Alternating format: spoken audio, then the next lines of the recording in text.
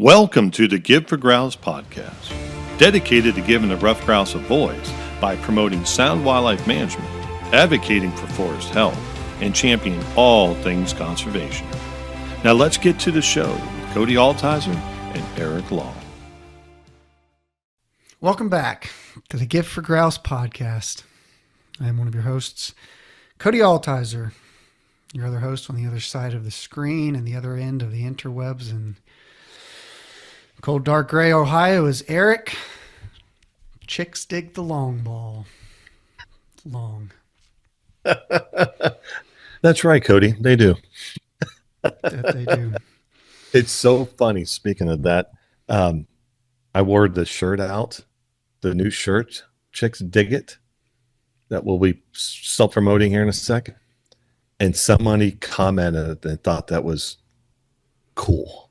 She had no idea what any of it meant, but she thought it was cool. So there you go. A testimonial of how incredible our marketing is. That was my segue. That was why I set it up. Yeah. Chicks dig the long ball. For our homework item, because I finally got mine. Our new t-shirt that we have for sale, mentioned it, now I have visual proof. It is in this color. I don't know what you would call it. Teal, maybe? Yeah, it's on like the front. This is the front. It says our logo. And then on the back, got to stay close to the mic. I think it's out of focus, but. Yes, but you'll get the point. There you go. Good enough. Brooding habitat. Chicks dig it. Yes. Brooding habitat on top. Visual illustration of brooding habitat. Little chicks, little bare soil, little umbrella planes, little bugs, little protein, little protein snacks. And then at the bottom it says chicks dig it because chicks dig brooding habitat. Right. Yeah. Another, I haven't told you, we audibled on our homework. That was homework item number 1. Homework item number 2. We mentioned it one time that our bread and butter, what I feel like is our video content. Yes.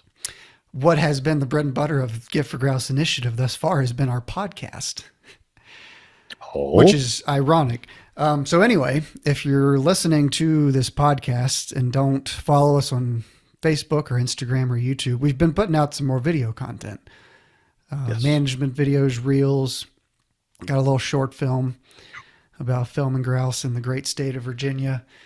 All that to say, if you're unfamiliar with our video content, I'm pushing you in that direction. Give for Grouse, YouTube, Facebook, Instagram. If you've been listening and didn't know we put out videos, we put out quite a bit of videos, so I'm pushing you in that direction. More to come, too. That, appreciate everybody listening. Truly, we don't do that enough, is thank people for listening, because their podcasts are a dime a dozen. And thankful for everybody for tuning in and listening and downloading and doing what you guys do, because if you did not, it would just be us talking to each other and nobody would be listening, and no good work would be getting done. And if you think we're worthy of a 5-star review and you take a screenshot of it, send it to our Instagram or DM us. We will send you, of your choice, Firebird,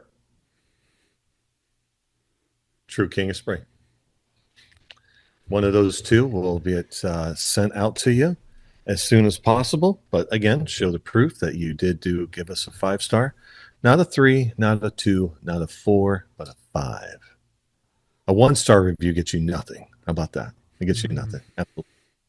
A 1-star review would be, this will segue into our guest introduction. A 1-star review would be the equivalent, or what I would expect from a Tennessee Volunteer fan. Oh, look at this. We're going down that road. I tell you what. Truly. I wore my Florida Gator shirt just for today. There's no other school. I hate Tennessee. I don't know why. I'm a Florida fan. If you're unfamiliar over the years, blue and orange, orange and blue. We got some rivals, Tennessee, Georgia, Florida State. Miami, LSU. Of all of those, I hate Tennessee. I don't know. It's the creamsicle orange. To their credit, Rocky Top is cool. Neyland, the checkerboard, I'll give it to them. But the school, I can remember when I was a kid, and I don't think they play each other this year, which is absurd with the SEC rescheduling. When I was a kid, the third Saturday in September was always a 3:30 game on CBS. And you can hear them right now in your head, the CBS guys. Now there are Big Ten guys announcing that game. You can hear it in your mind right now. That is one of the greatest heartbreaks of my life. Yes. Is when I now tune into CBS on Saturday. The greatest. I can't think about it. It puts a smile on my face just thinking about it. The intro song to the SEC, the intro song to college football on CBS is the greatest.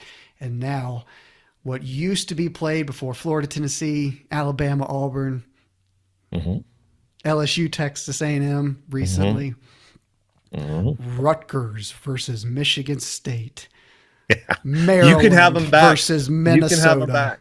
You can have them Blasphemy back. across the board. You can have them back. I'm just not. I feel it for the SEC. Those guys are. It's terrible that they did that. It's like Big Ten. You're thinking like Gus and Klatt. You know, when Gus calls Johnson is the best. When he makes these things up, like Denzel Ward one time, he was played. They hit this Maryland guy, and he said, "That's for not inviting me to the barbecue," or something like that. Paraphrasing, but it was like, how did you come up with that? That was fantastic. Yeah, he's good. And then Mendoza throwing that pass against Penn State, and he just freaks out. It was so genuine. It was awesome. But no, I know it's. I got to experience Tennessee fans. And of course, we're just being sports guys now. It's not like we personally hate Tennessee, or Cody does. Maybe I don't. Well, I know a lot of Tennessee fans. They're fine people. The school, no. So I got to experience the Tennessee fan base when they came to the great state of Ohio during a playoff game. It was more of a scrimmage for us, technically, in the cold. And their fan base, and they were just like, it was like easily 50. They dominated the stadium. They travel well. They got a good fan base. They travel, and the most obnoxious group of people. And people think Ohio State fans are horrible. And then there's like Michigan fans on like times two. Let's offend everybody, Cody. Who else is terrible? Yeah, of course we're having fun with this. Don't take it personal. Look, I'm not listening to you. No, I get it. Now I understand the Florida shirt. I get it now. All right. So let's we have a pretty cool guest on. He works for the state agency of Tennessee. His name's Michael McCord. He and I chatted back and forth on Facebook for a bit, because I made some content about grouse and prescribed fire. We have talked about that quite a bit. And he works for an agency in Tennessee, and was just curious to learn more. Basically, I think he wanted me to share my experience and observations and what I've learned with grouse and fire up here. And yeah, we talked on the phone. Was it yesterday? Day before, I think. Finally exchanged numbers, caught up on the phone, talked for an hour and a half. I was like, man, we should hit record. Made a great episode. I was like, hey, you want to come on? He's like, sure. And then here we are. Yeah. So in a matter of a couple days, finally touched base. It was a great conversation. And yeah, that's what leads us into today's episode. I'm looking forward to it. Yeah. When he and I talked, we covered a lot of good ground, so I expect the same. Yeah, looking forward to it myself. All right, let's get Michael on. Mr. Michael McCord, how are you doing this afternoon? Hopefully staying cool. Yeah, we've had some pretty good weather to try to hide from the last little bit. Some of those highs in the upper 90s, heat indexes hitting the triple digits. Those are the days you want to, tidy up the shop, organize the office, hide from that heat for a little bit. Of course, yesterday you went looking for it, didn't you? You were on a prescribed fire yesterday. Yeah. And for those listening, today's the 2nd of July. We're in the middle of that heat wave. So you were burning old field or something when it was 100 plus degrees. Yeah, we had a field that had been almost completely overrun by Sericea Lespedeza, and I know y'all have a deep rooted hatred for stilt grass in the grouse woods, and Sericea is definitely can be the bane of our existence when we're trying to manage for bobwhites. And so we had sprayed that, and I say I refer to that as the coordinator collective tense. Basically, anything that somebody in the field does, when I talk about it, I get to say we. Right. But Take credit for it. The field staff there at the management area had sprayed that Sericea. It was very dead, but it was still throwing a whole lot of shade on the ground and keeping the regrowth from happening. So we slicked that off pretty good, and in spite of the temps, it went, and we were able to pretty well hide in the shade for the most part, and didn't have to engage on that fire too much. So, what do you guys spray Sericea with? Because I've heard a lot of people talk about it. A lot of people struggle with it. I've heard MSM and Pasture Guard, but even still, timing sounds important. What's your go-to for Sericea for those listening? So MSM, metsulfuron methyl, that one is a really good, inexpensive legume killer. With Sericea, it's specifically best at flower, so it's a little early for us yet. That'd probably be August, maybe early September with peak flower in Tennessee. That's going to be different for different places. Pasture Guard is another really good one. This was sprayed, I believe, with just triclopyr. That's one of the active ingredients in Pasture Guard. So there's a few of them out there. And I mean, with the biggest thing with any of these when we're dealing with invasives is doing something. Yeah. So this is all nice, the pleasantries and all this other stuff, Michael. Okay. I got to get some stuff off my chest here before we dive deep into stuff. There's two things. First thing we're going to bring light to our audience here is Cody's wearing a Florida shirt. Let's put that on the shelf for a second. All right, Florida Gators shirt. I don't know where he got that at Goodwill, or I don't know where he got probably that at. nationalchampionship.com. Yeah, so and then another thing, Michael, we don't know each other, right? This is the first time we've ever talked. And then I get to introduce in a text thread, don't know this guy from Adam, and he's just slinging insults to the setter community. We might not agree on the perfect way to manage for grouse, but I'm sure we can all agree that flushers are better. Best grouse dog. So let's suggest, come on. We don't know each other. He's already talking smack. It's like, this is going to be good. This is going to be a good podcast. We'll dive into the burning and all that stuff, but I had to get that out of the way. There's two things that have already started out bothering me, and then we'll move on. So there you go. Well, I was going to ask you, Michael, about you went to, and this will be a good segue. Give everybody the spiel. I know you went to UT. So are you, and you're from Tennessee? So are you a lifelong Vol? Pretty much. Pretty much. So I wore it on purpose. Hey, I'll try to set aside my hatred for the next hour or so. We need to have that was a good game fall. A couple years ago in the shoe. That was a really good game at the shoe a couple years ago in the playoffs. Nico, Ohio State did us a tremendous favor in exposing Nico for what he was. And dude, it was so cold. They come running out in the field with no shirts. They ran to the end zone, did a couple exercises for the camera. Then they ran right to the sidelines a minute later and got their shirts on and went back into the thing. It was good. All right, back on track. Yeah, fill us in on I don't mean to jump on in here, Cody, but yeah, fill us in on your background and all that stuff.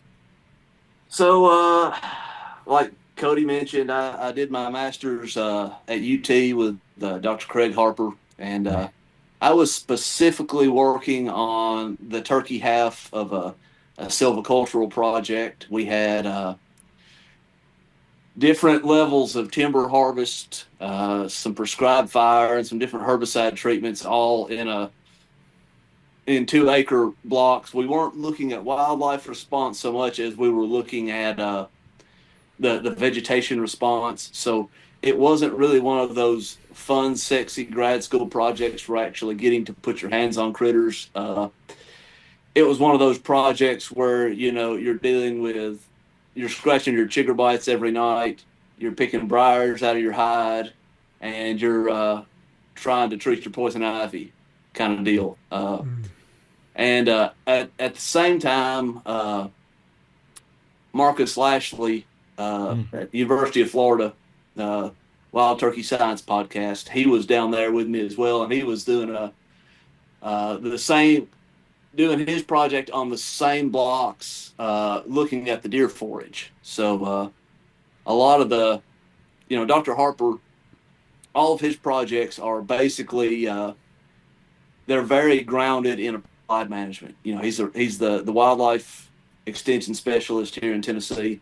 So all of his projects are very on the ground applicable. And we were, trying to evaluate these different combinations to, how much thinning do you need to do to get that understory response? How much, what does that mean for the invertebrate community that the broods are going to be eating? What does that mean for the soft mast that the broods are going to be using? What does that mean for the deer forage? All those things. Mm-hmm. How long have you been with the state agency? I've been with TWRA for 14 years now. The last 4 years in the small game coordinator position, and previous to that, I was in our private lands program doing, fairly similar work to kind of what you're doing, Eric, except working the consulting from the state agency side. And, probably for us, and sometimes to my dismay, a little bit more of a focus on farm bill programs. Yeah. There's sometimes there's just things that don't fit well. And trying to, the management needs to happen whether we can shoehorn it into a farm bill program or not. Right. Let's figure this out. Said. Yeah. Yeah. So Harper, I think it was 2003, 2004. When I started my consulting business in 2001, it was food plots. That's all that was getting shoved down your throat. And I think it was 2004 up in Michigan at the QDMA convention, national convention. And I sat in a seminar with Dr. Craig Harper, and that just turned my life upside down, inside out, about Oldfield and native. And he was pounding all this stuff. And I was like, what? And man, did I buy into all that. And it just changed my life, changed my career in wildlife, just learning all that stuff from him, and learning throughout the OQDMA days, spending time with Craig and stuff like that, learning. And I can't imagine being a student of him. Yeah. It was a good experience. I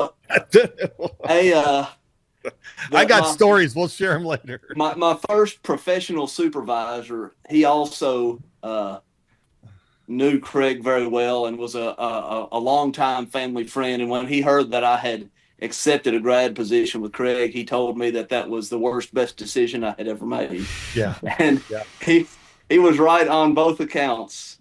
Yeah. At different times, for sure. It was funny. I think it was, I was watching Fox and Friends. Oh, this was probably the mid 2000s, like 12 or 10, 9, who knows, but it was early. And I was watching Fox and Friends, and they had a concert there that those people introduced, and they panned out in the crowd, and there is Craig with his wife. Craig stuck out like a turd because everybody's all dressed down. He's in his blue jeans, nice plaid shirt tucked in with his belt, and he's sitting there just jamming. And I text, and I think it was like a Bon Jovi cover band or something. I text him. I was like, dude, you're on TV. It was funny. Anyway, all right. Sorry, Good. Cody. Go ahead. No, I don't apologize for me. Let's get into the grouse stuff, Michael. We talked a bit about it on the phone the other day. Just, I don't got a specific question for you. Just paint us a word picture for situation of ruffed grouse in Tennessee. Kind of work you guys are doing, if you can speak to that, status of the species and the state. You did mention to me you were optimistic with some research that you guys have going on a big WMA. So I want to give you the floor just to kind of introduce us to the ruffed grouse in the volunteer state. Well, thank you. So a lot of people don't realize that Tennessee has grouse. They think Tennessee, they think bobwhite quail, and for good reason. Tennessee has a long history with bobwhite quail. We host the National Bird Dog Championship at the Ames Plantation every year in West Tennessee. So that the roots run deep for bobwhites in Tennessee. But we have grouse in Tennessee. Historically, and not that long ago, probably less than 100 years ago, 2/3 of the state was fair game for grouse. Now we've seen, we've seen, we're at the edge of range. So being at edge of range for the species, we've seen some regression. And what's kind of odd is a lot of that regression happened in the 40s and 50s. And I can't really put a finger on it. If anything, I would have thought maybe it would have happened, later than that. But we had a fair bit of range regression right then to about the Cumberland Plateau. And we still have some birds on the Cumberland Plateau. But it's a similar story to a lot of other states. Late 90s, early 2000s, among other things, West Nile virus comes onto the scene. And, from talking to some of the old grouse hunters out there, because, I was in high school then, I didn't have bird dogs. I didn't grow up in grouse country. So these weren't things that were necessarily on my radar when grouse were really getting, hammered or disappearing from some of their haunts. I think that was a big part of it for us, where we lost a lot of birds, lost a lot of, some places that people, it's not, we're not that far removed from people having, 20, 25 flush days. And, people still on occasion have those, but we're not that far out from a lot of that going on. The other thing we had a lot of in the 70s and 80s, there's a whole lot more coal mining going on in East Tennessee, and that's really slowed down now. But that's also, some of our best grouse cover that we find. Unfortunately, a lot of times it's chock full of stuff that, under other circumstances we might be chomping at the bit to kill. But those coal benches, they've just got arrested development. They grew some trees, and then basically the trees stopped growing. So they're kind of in this perpetual state of paused succession, which is, with everything we're seeing with our timber markets and our difficulties moving pulpwood, isn't the worst problem in the world to have. Some forests that just don't want to grow up. Yeah. So, yeah. You'd mentioned about those invasives that I think it was your hunter surveys, or your hunters, send in pictures of the fan or pictures of the crop. And you said, the majority of those crop contents were invasive species. And you and I talked about it. Eric and I have talked about it. And I kind of like the three of us to talk about it now, best we can. Because you mentioned, kind of the best grouse habitat you have are on these, reclaimed on this reclaimed coal strip mine ground. And Eric and I talk about it. You and I did as well. It's like, what's the right thing to do in those situations with a grouse focus? Because the right thing to do when managing for an ecosystem is to address those invasive species. And in dressing those invasive species, you pull the rug out from the grouse, and that might be the last grouse that ever sets foot on that part of the world.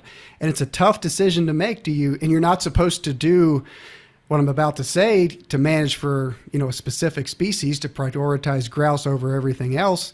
But then on the other side of that coin, you're looking like, well, we got to focus our efforts where grouse are present and kind of keep them there. So I don't know, it's a dilemma that I think about in my head a lot, reference invasives and grouse and how do you manage it? And then of course, there's nuance to it all. What's surrounding those patches of invasives in the grouse? If you take out the invasives, if they got somewhere beneficial to go, that's a different story. But I don't know, when we're talking about grouse, because they maintain such strong site fidelity, invasives do have some utility and value for grouse if you're thinking about autumn olive especially, or buckthorn up north, or wineberry, multiflora rose. I mean, they can provide food and cover. So I don't know, I'm asking you an impossible question, and Eric, you as well. I want to get our thoughts on this because it's a topic I think requires some thought as to how we manage grouse and how we manage ecosystems moving forward. How seriously do we take invasives? Is it better to just kind of look the other way and pretend we don't see it and allocate our time and resources elsewhere? Or are we supposed to, stick out our chest and play conservationists and say, let's remove the invasive species to make place for native vegetation? In doing so, there are no more grouse. So I don't know. It's a very tricky topic, I think. Curious to hear your guys' thoughts. Yeah, so Cody, a couple of years ago, you referenced this. We started in Tennessee doing an electronic grouse part survey. So you go out west and you'll see like wing barrels when you're hunting prairie chickens or sharp tails. We're trying to do something similar, except doing it electronically. So we've got a drop box set up where hunters can give us very, very vague location information, nothing that really narrows it down past county. I know how grouse hunters are. I would probably set my Onyx up to wipe itself when I pass just to make sure nobody else gets my grouse covers. But we're asking for, fan pictures. We're asking for rump feathers so we can sex the birds. Asking for pictures of the wingtips, primaries, so we can get some age, hatch year or after hatch year information. Also for crop content. So just busting that open, spreading that out. And if you're in Tennessee and you're hunting grouse in Tennessee, we would definitely appreciate participation from that. And, we're just trying to gain some, I don't have a huge grouse war chest. I know that's got to be shocking, but I don't have a huge supply of funds to pay for work specific for grouse. So this is something that I can, a way to collect information, to get some idea about when we're hunting birds, when they're being taken, some information about the cover they're being taken in, and also what they're eating, so we can kind of, look at how we can maybe use that to inform our management decisions. And what's kind of been surprising is, and I'll say this, photographs are not perfect because sometimes lighting and whatnot, there's things I can tell by breaking materials apart, flattening, plant materials out, handling them, that I can't tell from photos. But right behind just general bits of greenery are red berries. And for us, red berries at that time of the year and of that size are either going to be Oriental bittersweet or they're going to be autumn olive. And those can be a little hard to tell once they come out of a crop. But those are, we're seeing those in birds very, very commonly. And, we mentioned Dr. Harper. I've on numerous occasions heard him when he's talking about selection versus availability, that he's watched grown men eat out of dumpsters, but he didn't think they liked it. Well, if all they've got's the dumpster, though, we might not ought to cart off the dumpster right away. And that's definitely part of the conversation here is, and I think something that we're starting to learn in the bobwhite world as well is, for 10 or 15 years, we've been cover, cover, cover, cover, cover. And to some degree, while we're hammering on cover, neglecting the importance of native foods, we're so focused on cover as opposed to in opposition to maybe that food plot culture that sometimes we neglect the value of the native foods. And that's really where a lot of Harper's, deer research has focused on is, forage quality of those native plants. But there was also a project on Peabody WMA in Kentucky for bobwhites several years ago. And there's so much Sericea there that they were saying that the bobwhites were in basically any measurement they could take, they were smaller and less productive because of a nutritional bottleneck, because there was an abundance of extremely low quality food. Yeah. So I think we definitely, in that scenario, we absolutely have to manage against Sericea, even though it's, on reclaimed coal mine ground of that scale, it's probably an unwinnable war. But if we're wanting to manage for bobwhites, and that's the other thing here is we have to be specific about what we're wanting to manage for. We can say ecosystem restoration, but even within ecosystem restoration, are we wanting, if we're just thinking about forests, are we happy if that comes back to red maple and beech? Do we want that to be a poplar forest? Do we want that to be an oak hickory forest? And the way that we regenerate that forest and the way we manage that forest going down the road with other intermediate treatments, whether those be, thinnings, crop tree releases, prescribed fire, things like that, are all going to steer that forest trajectory. Or if we do nothing at all, that steers that forest trajectory just as well as taking a management action. So I think, anytime we're having these conversations, this was always something that, I would press my landowners on, on that first consultation would be, we need to be explicit about what we're trying to manage the property for, and, where these different wildlife priorities shake out. So, we can say ecology, healthy forests, and all that, and those are good, but I would still that's kind of like the landowner that says, I want to manage for wildlife. I mean, who doesn't want to have wildlife? Who doesn't want to have healthy forests? I would press that. I'd press that landowner just a little bit to say, all right, let's kind of break that down and tease apart what that means to you. That's a good way of putting it. Yeah, that is like the $1 million question, what Cody just brought up, because it is something that, it's been on our mind, and we've talked about it. We skimmed the surface on it with other people.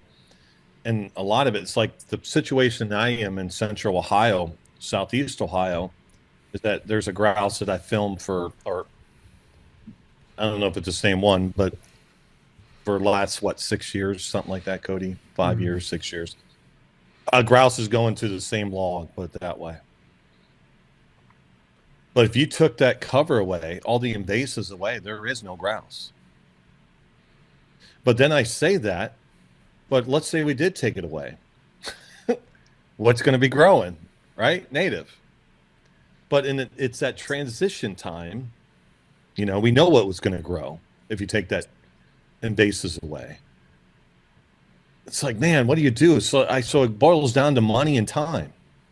If you have the land and you have the money, or like in my situation, you would just pick at it, just do a couple acres at a time. But then in the whole scheme of things, that's kind of far-fetched. So it's like, what do you do? Is it chicken before the egg? I don't know. I don't know the answer to that. I have to think about it more and more, but it's a complicated question because, state agencies, you have the time, you have the money, you have not necessarily the resources or the money, but the private person that's wanting to do this, we're sitting there pressing healthy forest. It's like I don't know what to do. They're hearing two things out of the mouth, right? So it's like, I guess it's case by case, meaning property to property, wouldn't it? I mean, I'm asking you guys without talking over one another. Let's have that discussion. It's like, is it a case by case? Is it a property by property type of solution? You know, I don't know. What say you? You go ahead, Michael. I mean, for me, it is, and you know, part of this is going to go to the scale of management. You know, if I've got a Mm-hmm. 100 acre property, or if I've got a 10,000 acre WMA, or if I'm managing a 100,000 acre national forest, uh, those are going to look completely different, and my ability to manage that resource is going to be completely different. That 100 acre property, I can pick away at it. And, you know, a lot of times the landowners that have those recreational properties, sometimes I've got to give them something to do to keep them occupied so they don't, you know, start jumping on YouTube and coming up with crazy ideas. No. So, you know, that landowner, you know, I can point them in the direction of, you know, planting some alternative mast producers. Mm-hmm. So I can, you know, as we're, you know, ripping out the autumn olive, addressing Oriental bittersweet, other things like that, we can have crab apples or hawthorns, chinkapins, things like that, that, you know, 4 or 5 years down the road are going to be coming online. Yeah. So, and then as we make, you know, progress on a different part of the property on the invasives, once I get something cleaned up, I can be coming behind that as well with some of those alternative mass producers, to kind of replace what was lost to the birds when I jerked those invasives out. Yeah. So it's go ahead, Cody. I lost my train of thought. No, I agree. Digging, I was digging for it. It's like I right could there. see it was on the tip of your tongue. There. I agree. I mean, and that's a good way to put it, as Michael just said, because it's not as simple as just go in, wipe the slate clean. Like, to have a plan, and I think the methodology or how you go about it is important. And just for conversation, saying autumn olive, I think for most invasives, a basil bark application is my favorite way to kill it, because very little herbicide, very selective. Like, it can be so many situations. Like, I got an autumn olive stem surrounded by natives. And I mean, it's just a little paintbrush of the herbicide to kill the autumn olive. Everything else around it, all the natives, you know, fill the void and take place. But, you know, so how you do it, I think, is important. And again, basil bark applications are very selective, very little herbicide, versus even a foliar where you're going into a stand and just making it rain with herbicide. You're going to have some friendly fire. Doing it that way. And then mulching makes sense in some situations, but not in our conversation with what we're talking about right now. So, you know, a basil bark application, and then, but even still, like we talk about it, it's a dead stem, but it's still a stem. So the cover component is still there. You're right. You're you right. know, so I mean, I'm kind of, it may be a stretch or may not be, but you know, you're trying to find some value in the process. And then, like Michael said, you follow it up with some management after the fact, and it's less of a shock. And that's one thing I've learned with grouse is they don't, you know, we can talk about the fire, but the fire that I'm familiar with here on the Nature Conservancy property and any type of management, like, they don't like a shock to the habitat or to the, you know, to their home. So you go in and do any significant disturbance, whether it's mulching or a clear cut where grouse are present, then they just, you know, you pull the rug out from under them, and they don't disperse very well. But a low intensity fire or very selective herbicide, or then, you know, following up selective herbicide with some plantings of some beneficial native shrubs, and it's a more gradual disturbance, which I think the birds respond better to that than just you know, this shock to their system. But in terms of approach to invasives with the grouse focus, I mean, and you guys know this, I mean, you do have to look into the future. You're managing an ecosystem for the big picture. And I go back to, like you said, Michael, the nutrient density of these of an autumn olive berry or bittersweet or buckthorn or whatever the case may be. Paige Rice, an Ohio forester, she made a comment, that migrating songbirds, the wildlife, they can't read nutrition labels. Grouse are the same. So like you said, they eat what's in front of them. And an autumn olive berry is like a Snickers bar, where a spice bush or a hawthorn or a crab apple or a red oak, white oak acorn, like that's your full course protein, vegetables, carbs, fruit, everything. So that's important to consider. And it's just, are you taking some habitat? And I use that with an air quotes, off the ground for grouse in the present? Yes. But it's, if that grouse in that spot gets picked off or doesn't, respond well to the changing of habitat, that's unfortunate for that grouse, but it's about a long-term gain. And, the beneficial native habitat will result in more healthy individuals and a healthier population into the future. So I think there is a right answer. I mean, we should always prioritize native ecosystems, but it's not as simple as the right answer isn't as simple as, I may be communicating it, if that makes sense. Yeah. No, I think there's like everybody's capable of learning, grouse management. But there's two species that come to mind in my professional career that it's best to ask, and it's quail and it's grouse. Like, call before you cut. Get somebody in there that knows what they're talking about before you do any of that stuff. Like, you have invasives. Talk to your forester. Talk to your wildlife department. Same thing with quail. I mean, it's just, there's certain things that it's best to call a friend, and call somebody that knows what they're doing before you go in there. Because I hate to, especially for the audience listening, I hate to say, yeah, get rid of all your invasives. But I have grouse. Get rid of all your invasives. And next thing you know, it's like, hey, Gift for Grouse is a bunch of idiots. All my grouse are gone now. Hey, thanks, guys. You know what I mean? And we're like, no, we didn't say it. Michael said that. I don't know what you're talking about. But that's what people like Michael, their job is to do many things, but they're a phone call away if you have questions about like what we're talking about, especially your, division of forestry in your state. Every state's different and they have a different title, but it's still the same concept. If you want to log your place, you call, before you have a logger come in. Same thing with like, hey, you just don't grab a drip torch, start burning, for quail management, especially like Sericea. Like, people need to know how to do that stuff, how to deal with it, what chemical. And that's what people like Michael and others are doing a good job of and what have you. So that's my answer. Call. Yeah, a lot of times our job isn't to necessarily give you the perfect answer as much as it is just to stop you from making the same management mistakes that we may have made in the past. Yes. That's a good way of putting it. John Grucci, he's another Harper product.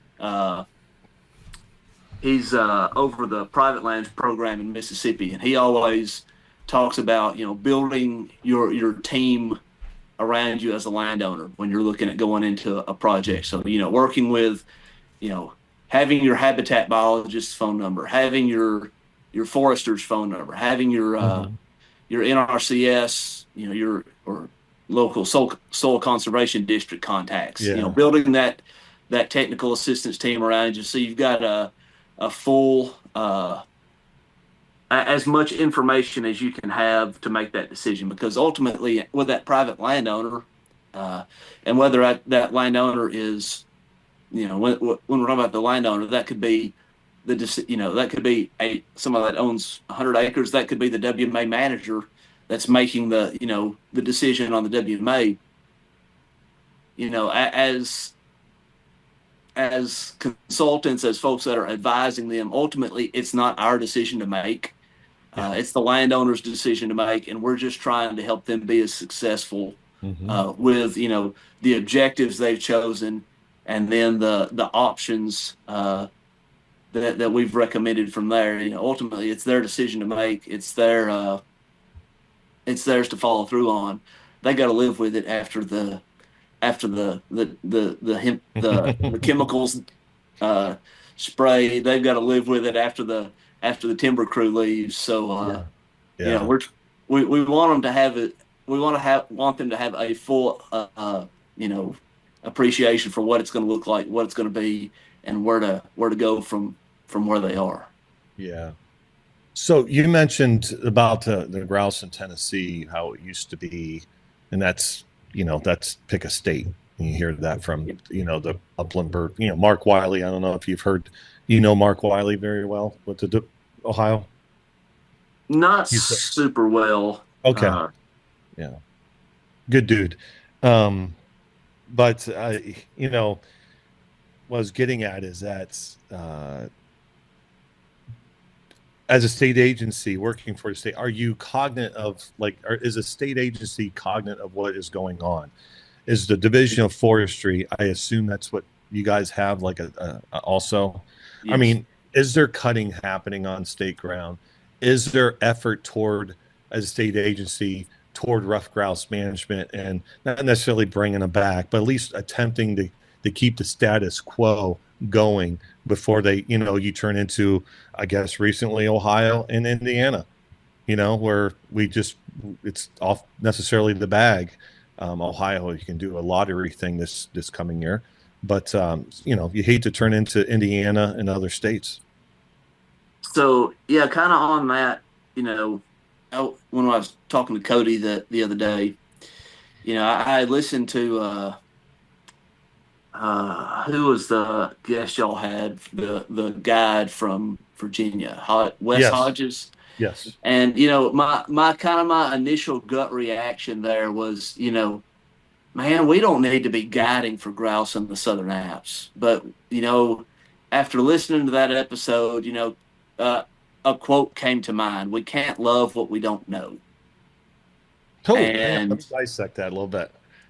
We and can't then love what we don't know. you can't love something until you know it.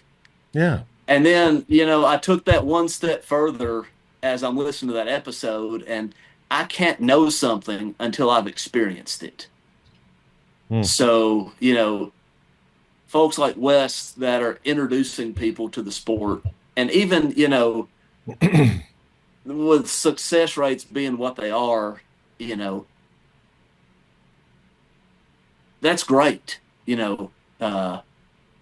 My cousin went with us 2 years ago to Wisconsin, and last year he was picking up a bird dog 2 weeks before we were leaving for Wisconsin. So, I've kind of seen that.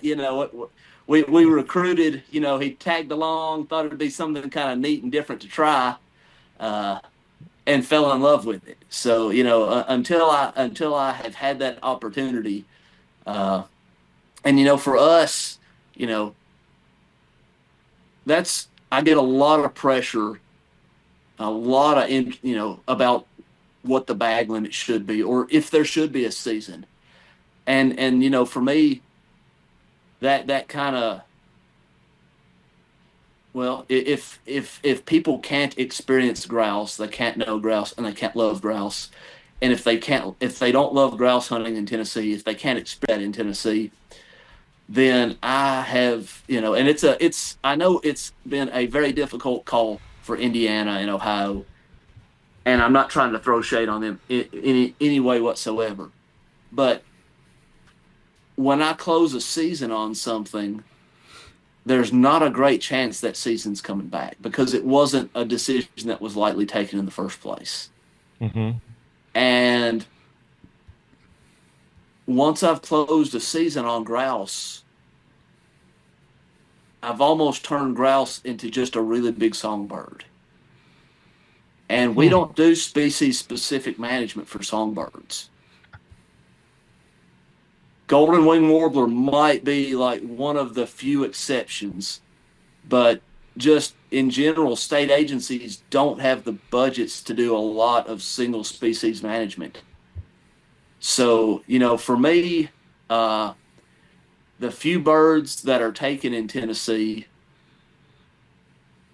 every year, they help keep the energy and the excitement in the few grouse hunters we've got left that are hunting in Tennessee.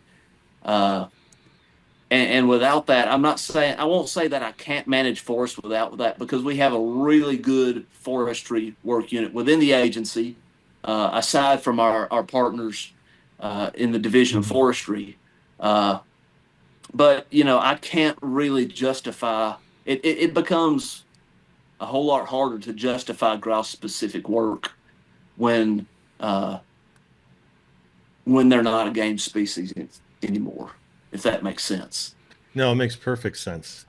And And I that go ahead.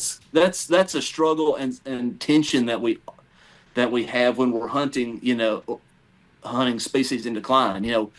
Northern bobwhite's the same way. The nice thing about northern bobwhites is I can do a ton of work and turn that ship around in 5 years, at least at the property level or the management area level. Uh, am I going to do that at the state level?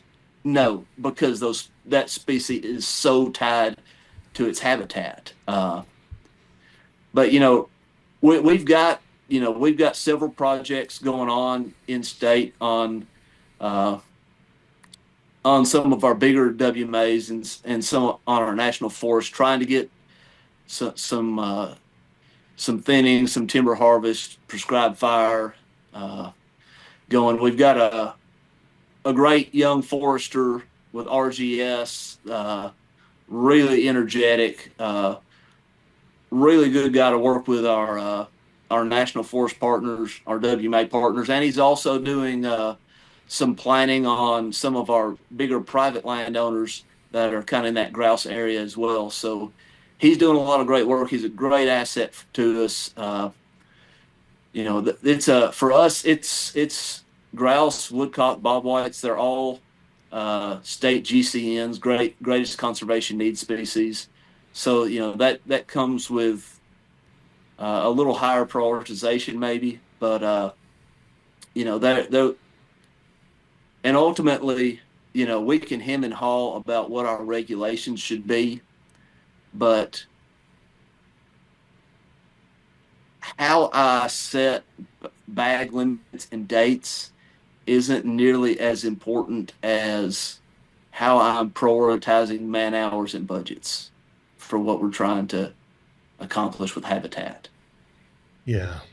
It God, there's so many things I want to sorry, so short a time. It I loved how you articulated all that. People don't understand, and sometimes I forget that it's not black and white when it comes to state agency, because the funding and manpower. Because most state agencies anymore are taking a hit, manpower, and budgets are getting cut, and stuff like that. Even though PR dollars are there, it's blah blah blah, and it's frustrating. But the biggest thing that I loved hearing from like yourself and the Mark Wiley is that there's awareness. What you just said, like you are aware. It comes off like you are aware that there is a situation. It's like, how do we fix the situation? That's the $1,000,000 question and stuff. And it's so frustrating. And Cody and I, it's like, I'm sure you've listened to podcasts before, so you kind of know what's kind of coming here is, we know more about wildlife management than ever before. We know how to solve these problems. A lot of them, especially with the ruffed grouse. And it's more than just logging, as all three of us know. But it's like, it's so damn easy, but it's like, it takes transparency. It takes state agencies to get the woke out and put out literature like, hey, cut a tree, save a grouse, blah, blah, blah. It's stuff like that. There's so much to all that, but it's like, damn it, we know how to solve it. And think about this. We're letting a species on our watch disappear off the landscape. It's like, what are we doing? What are we doing here? And it's so frustrating because you said something a little bit ago, and it's like, it just angered me. Not at you, what you said, but it's, well, He's yeah, I'm easily pissed off at you as it is with the dog thing. Yeah, let's not go back on that. But no, it was just, your comment was so right, and it's just like it was a slap in the face. Like, damn it. Like, what are we doing? Like, what, and then your hands are tied, obviously. You might want to do X, and X you can't do. You got to do Y and Z. So that wasn't a question in there. It was just a rant, and I apologize, but it's frustrating. But I appreciate you caring, because you can tell that you care about what's going on. That's what the moral of it all is. But anyway, go ahead, Cody, before I start ranting. No, I apologize. I had to duck out for a minute. What was it that he said that Oh, I angered you? forget what it was. Hey, do the playback. We'll just replay. I don't know. I forget what it was. It was so profound too. I just can't remember what he exactly said. But it was the question was what's Tennessee doing? Reference, are they aware of what's going on? Mm-hmm. The grouse, are they being proactive, etc.? Division of Forestry, are they being proactive in Tennessee, trying to make inroads with just not grouse but other species as well? Yeah. Or are they just sitting and waiting to be Indiana? And to try to like directly answer your question, because I kind of meandered and no, it's sort of. You can say what you can say. I kind of gave the coordinator answer there a little bit, the headquarters answer. Let's not try to get Michael fired today. But now, one thing we are doing is like on several of our bigger management areas, we're doing a lot of ARU work right now, because for a few years we did manned surveys, and I would get like 0 to 2 observations out of a manned survey. And and that's just your classic roadside counts where they're driving and stopping every half mile and listening for 10 minutes basically. And 0 to 2 observations really isn't useful information. And I'm not trying to do this to like say this is how many grouse I think are in Tennessee. What I'm trying to do is I'm trying to basically get my box of crayons out and more or less color in a heat map to say, here are the areas on this management area that the grouse are using. So here are some areas that we should be looking at doing more work. So we can, tweak we can see what's there, take a look at it. Here's what we think needs to be done. We need to increase the stem density on some of this. We need to, we need some better brood cover over here. Maybe we need to stimulate some soft mast.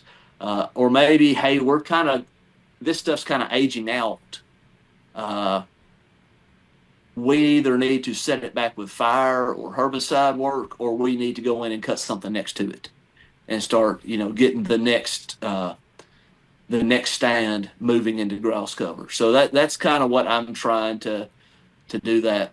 I've been doing some of that on a few management areas myself. We've got a grad student that's just finished his second field season who was looking at that along with the effects of off-highway vehicle traffic. Is that pushing these birds, disturbing the drumming, and drumming and gobbling as surrogates for, just general reproductive effort, because these are, birds that are pretty cryptic, that don't like to be observed generally, except for the ones that just kind of randomly wander up to people in the woods or wander up to a side-by-side trail.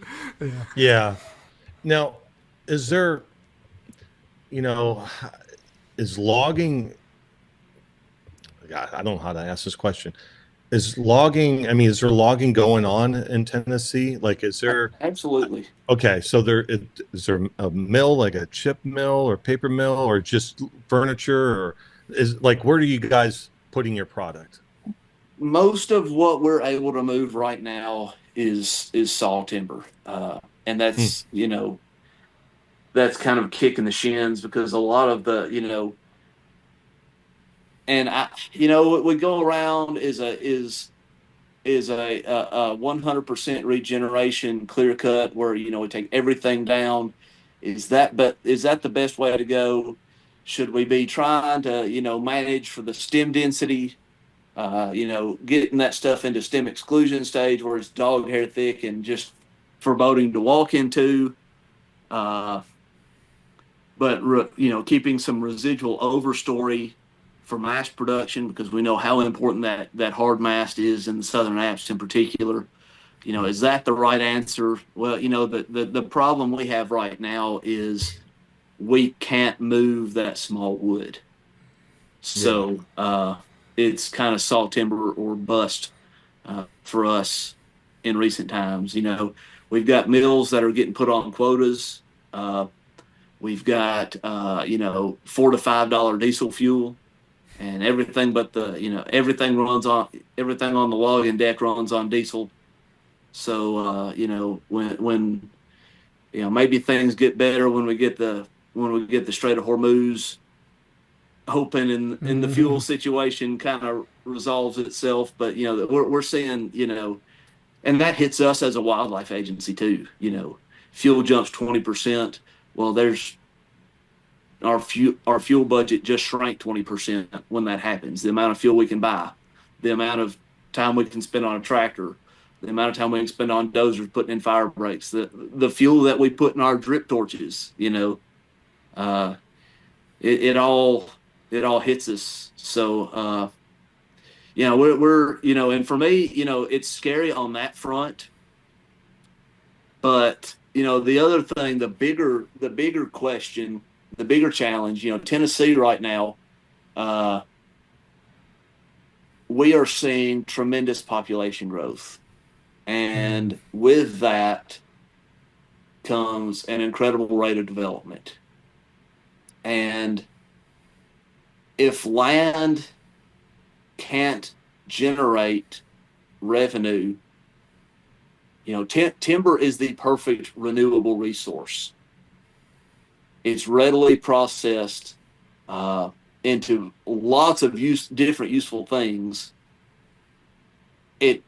Our southern hardwoods, we don't replant our hardwoods. They come back on their own time and time and time and time again.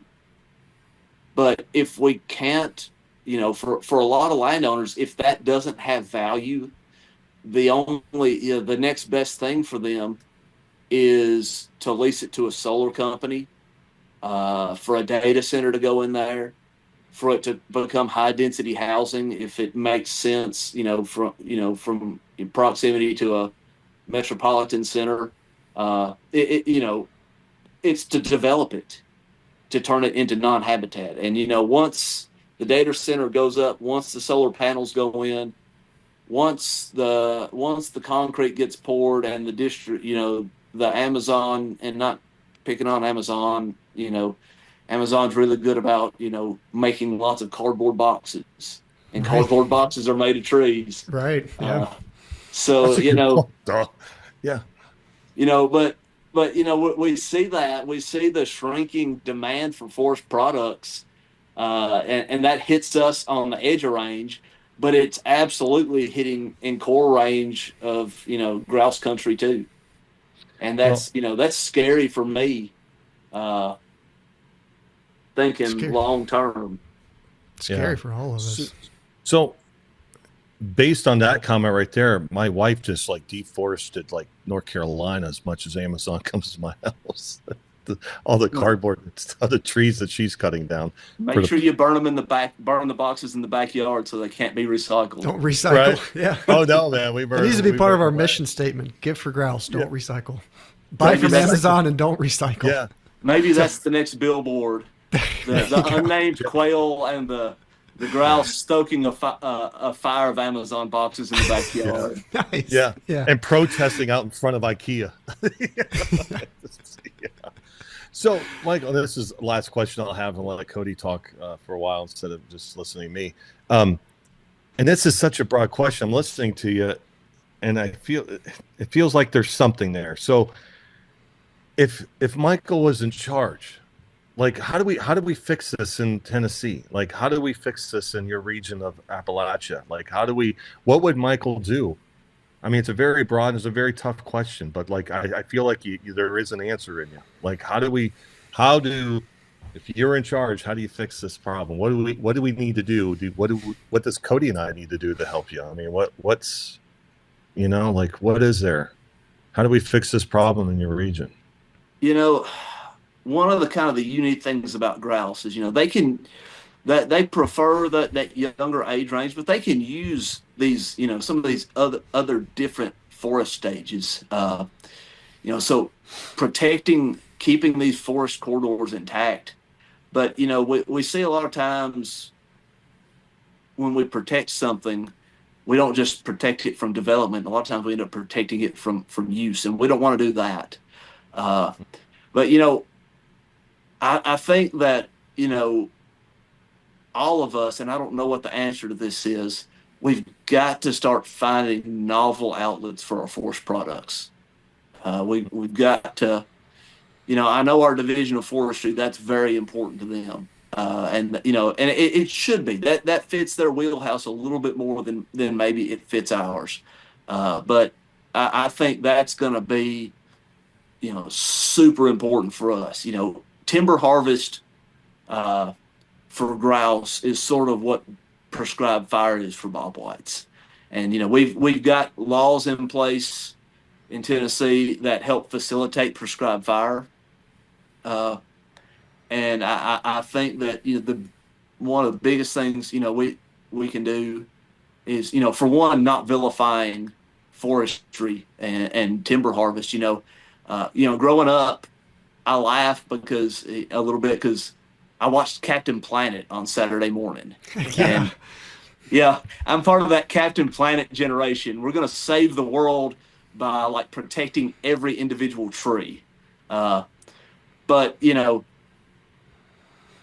we could protect every individual tree and dam the forest, because if we remove that value of the forest, then it's gonna be used and developed, but for something else, and it's probably gonna be something else that we like a whole lot less.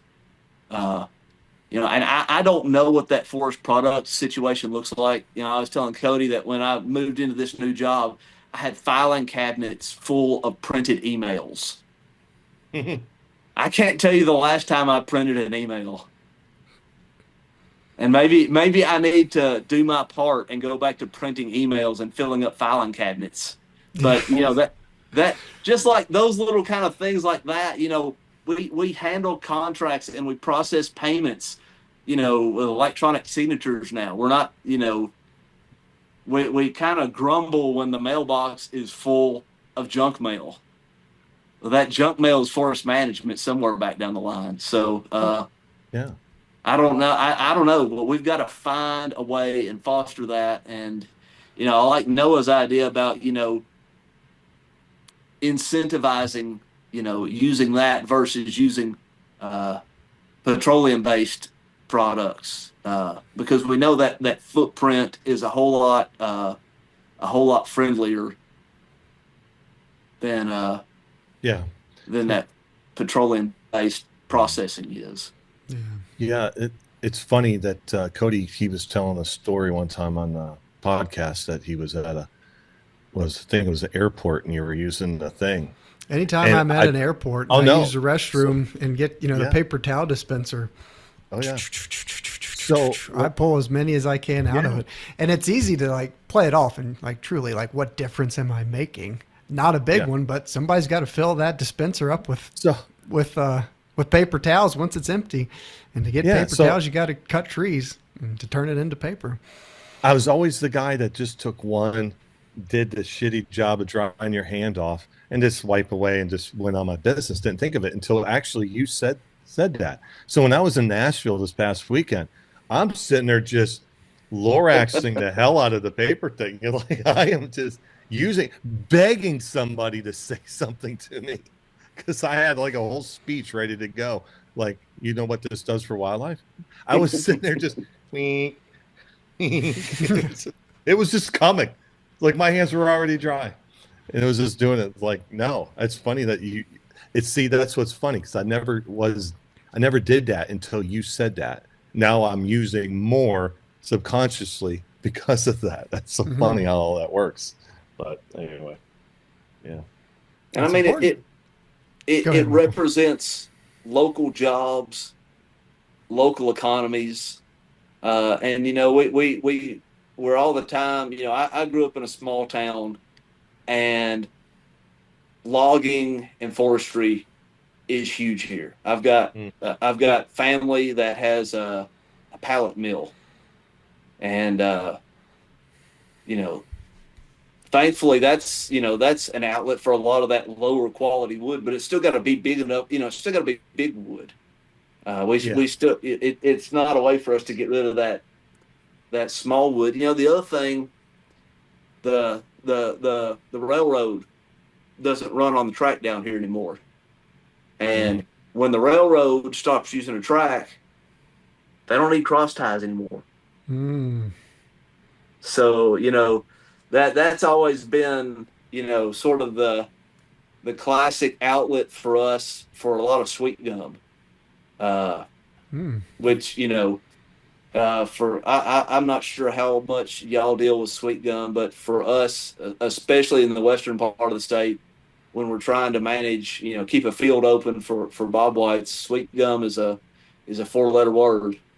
Uh, there was a lot of sweet gum collateral damage in our triclopyr and fire for Sericea Lespedeza the other day. Mm. So, we keep seeing things kind of get, you know, we know what we need to do. You know, we might argue about the finer points of it, but from listening to trying to catch up and listen to the podcast episodes the last few weeks, there's not a lot of debate within the grouse community about what needs to be done, uh, which either tells us we've got it kind of figured out or we're all on the wrong track. But I'd like to think we're all more or less on the right track. But the figuring out the doing is the hard part. The Uh, execution. I mean, that's the thing. It's Eric asks that question to, I think, just about everybody, and it's every answer is different, but every answer is the same. And how can you answer it? Because we everybody knows the answer. Everybody communicates it a little differently. It's like you guys have both said, we know how to fix the problem. And to your point, Michael, where everybody knows what needs to be done. I do think we're all on the same track. How we get there. Everybody might have a little bit of different idea, but at the end of the day, we all sit across from the table and agree on what needs to be done. It's the execution, which is tied back to what do we do with all this wood? We have more trees growing now than we ever have before, and fewer places to take them. And that's just the reality of the situation. And the Yeah. three of us can sit here and advocate for forest management and advocate for logging, which sounds great, but that's step one of a 10-step process. I mean, once we get the Well, trees on the ground and load them first we got to have a logger, and that's another thing. That demographic's aging out quickly. Need to have a logger who will do it. Need to have a trailer to put the logs on. Then we got to have a mill to take that trailer full of logs, whether it's just pallet. I tell you, the more people we have on, the more I realize how thankful I am for my dot on the map, because we have not just this hardwood pulp and paper mill, Smurfit West Rock. Michael, I don't know if you've ever heard of Smurfit West Rock is what it's called now. It used to be Mead Westvaco and some other names in between, but we have this hardwood pulp and paper mill. But listen to you talk about railroad ties. We have a creosote plant 10, 15 minutes from my property. We're cutting it right now, and it's mostly saw timber. There's some good logs on it, but most of the saw logs are turning into railroad ties. We are very fortunate to have that there. And you guys have mentioned it, Michael, you said it as well, just how that impacts wildlife is significant. Even speaking to myself, like, I know that it is a significant impact, but I don't know the details or the specifics of it all. I just know if you take the creosote plant that's making railroad ties and you take the hardwood pulp and paper mill out of the equation, the number of log trucks going up and down the road would decrease exponentially, which hurts the local economy. There's fewer jobs. But then for me, looking at it through a wildlife lens, that's what we're cutting our property right now to pay for land with a wildlife focus. Think of all the wildlife. Grouse at the top of that conversation. All these disturbance dependent wildlife species suffer when there's a lack of forest management. And I'm preaching to the choir and to you two and then everybody listening. I mean, our hands are tied individually as to how we can enact some real landscape level change, because it all ties back to that forest product market, whether we need to start building more houses and that's honestly, that's a lot of what it ties back to is the housing market. But gosh, I don't want to sound, pessimistic or cynical or deflating about the situation, but we know what needs to be done. It's just, how do we do it? Well, you made a good point, though, Cody. It's like there's more trees on the landscape than ever, especially in Ohio, for example. And I'm sure, Michael, you could say the same thing in Tennessee. But then you throw progress. I mean, we're sitting there talking, all three of us, and it boils down to progress. It's going to get worse before it gets better, and until we start educating, and doing the best all three of us can to get there. But progress, it's like it's a lot easier just to put your hand underneath the dryer to some people than sit there and wave that damn thing just to get that piece of little sliver of paper they give you. You know what I mean? You sit there doing hand signals trying to get that damn thing to move. But no, it's progress. That's Michael made a good point too, and it's not a problem any of us can solve, unfortunately, but it's at some point land has to pay for itself, and that's just the reality. It's inching closer. It breaks my heart. It's inching closer to where I am now, and that it's there's always two sides of the coin. But if you're a landowner, and it breaks our heart to see a land get developed into a data center or a solar farm or whatever the case may be. But most landowners don't see land and wildlife the way the three of us do, or the most of the people listening. They just see what pays for it.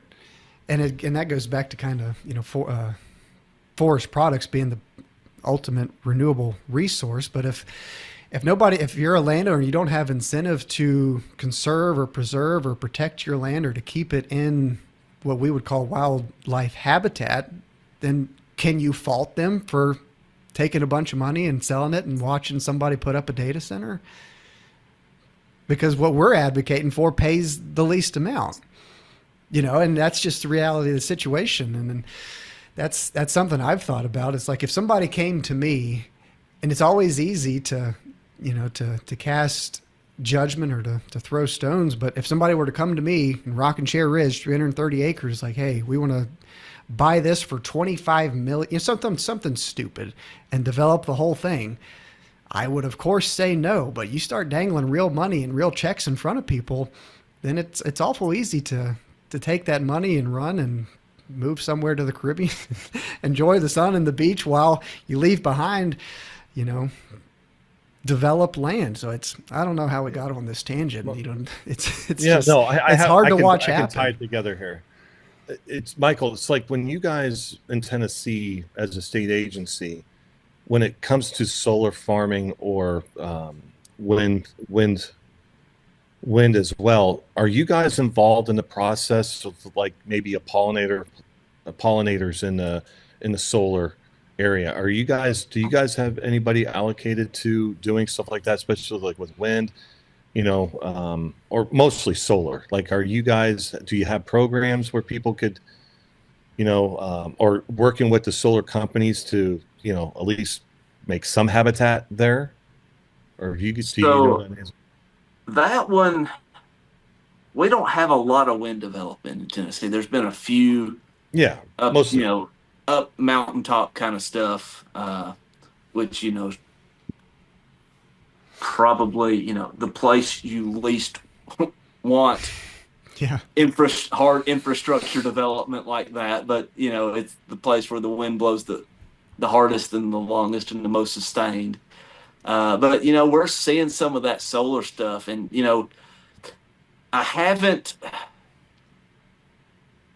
there's a lot of debate about what our role as a conservation community should be in the solar debate or in the solar world. And, and what it centers around largely, and it's more, it's not a grouse issue so much as it is a bobwhite issue, because we're seeing this stuff, in the southeast, depending on whose math you use, we've lost. We hear that we've lost half of our grasslands in North America. Well, in the southeast, it's more like 95 to 99% of our grasslands, depending on whose math you trust. So, and that's always been the easiest ground to develop. It's the easiest thing to put into corn or beans. It's the easiest to build houses on, and it's still the easiest to put, solar facilities on. And, our question is, we know what, we put that hard infrastructure in there for solar. We know it's not going to get burned. Burning's immediately off the table once the solar panels go in, right? We know that the vegetation height has got to be managed such that it doesn't interfere with the solar.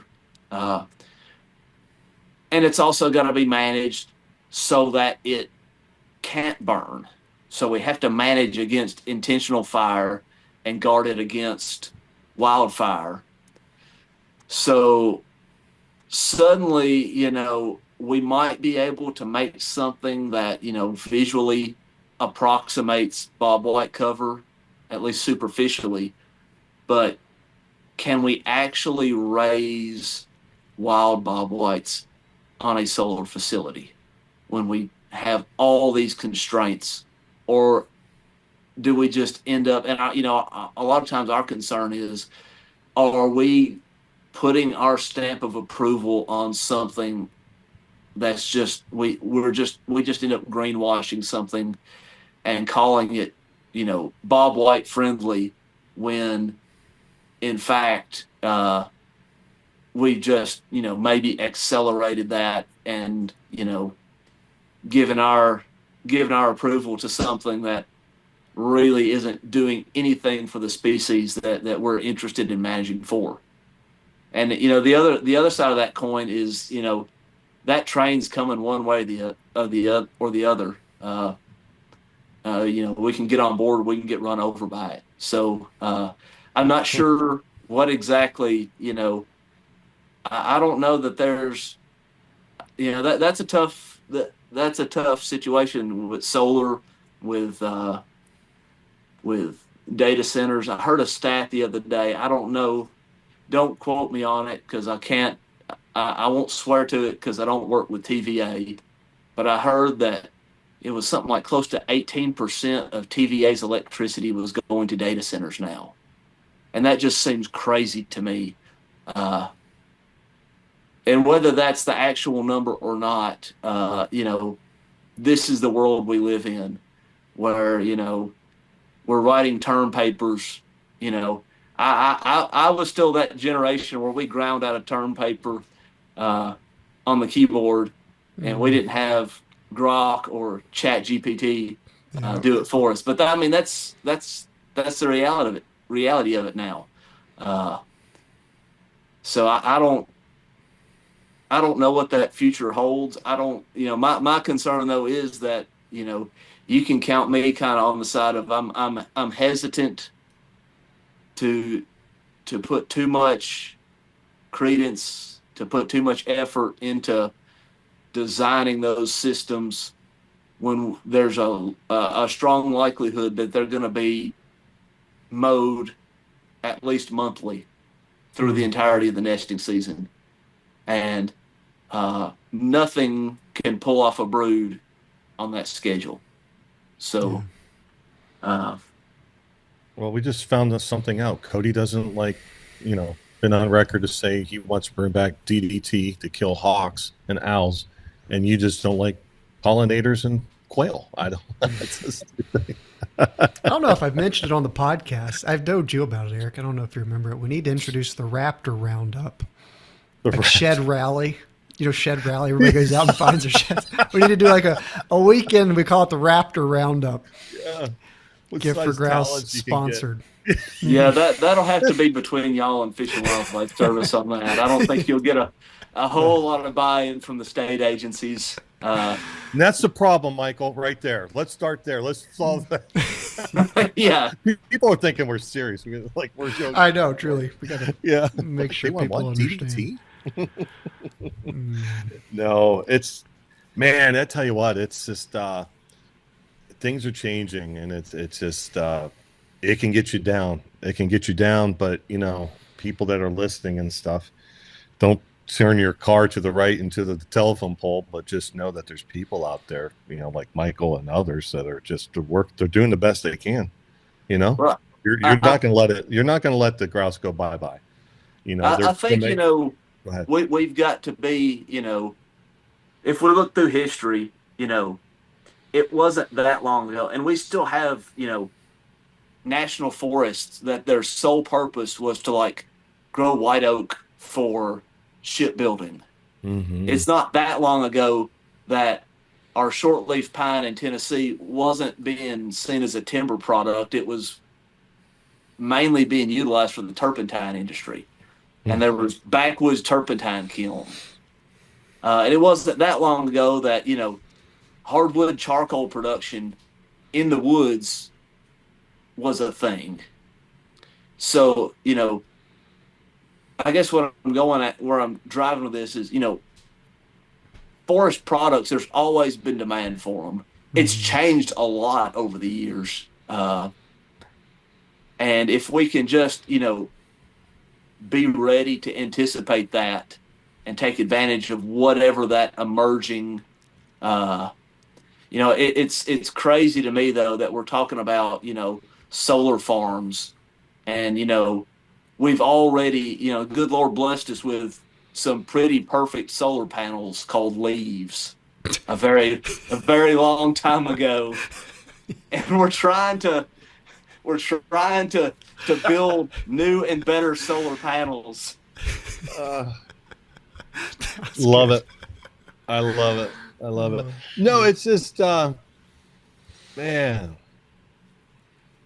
this is so It's a much. changing world. I mean, and you're right, Michael. Carl Malcolm, he mentioned it on the Meat Eater podcast, and I've forgotten he gave like 4 or 5 examples for reasons to be optimistic in how the forest product market or like new uses for forest products. One of them being biomass being turned into energy.